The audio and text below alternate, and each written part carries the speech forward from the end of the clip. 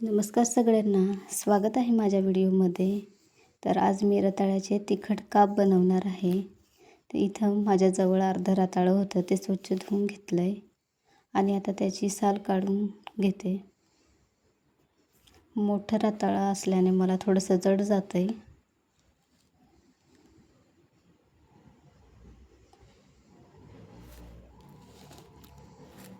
इथे मी आता रताळ्याचे काप करायला घेतलेत. जास्त जाड पण काप करायचे नाहीत, कारण ते लवकर भाजणार नाहीत आणि जर जास्तच लहान केले तर ते जळतील, म्हणून मध्यमच काप करायचे. इथं काप करून झालेत. आता परत चांगले धुवून घेते, म्हणजे त्याच्यामध्ये जो चिकटपणा आहे तो निघून जाईल.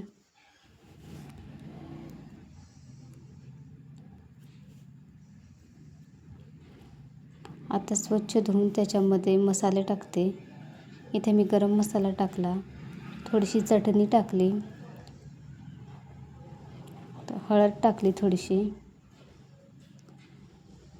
आता हाताने चांगलं मिक्स करून घेते. सगळ्या कापांना चांगला मसाला लागेल असं मिक्स करते. बघू शकता तुम्ही, चांगला मसाला लागला आहे. आता लगेच गॅस चालू करून त्यावर तवा ठेवते.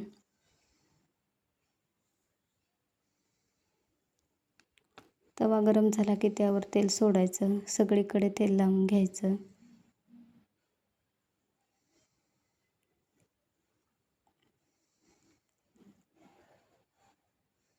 इथे मी सगळीकडे तेल लावून घेते. आता थोडासा रवा घेऊन एक काप असा रव्यात घालायचा आणि तव्यावर टाकायचा. कापाला रवा चांगला लावून घ्यायचा.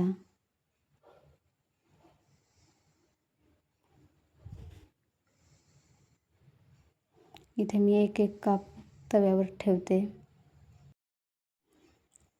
आता सगळे काप तव्यावर ठेवून झालेत.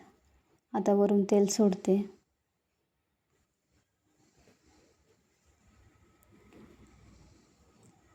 थोडा वेळ झाला की सगळ्या कापांना पलटी द्यायची. इथे मी एक काप पलटून घेते, म्हणजे त्याच्या दोन्ही बाजू छान अशा भाजून होतील.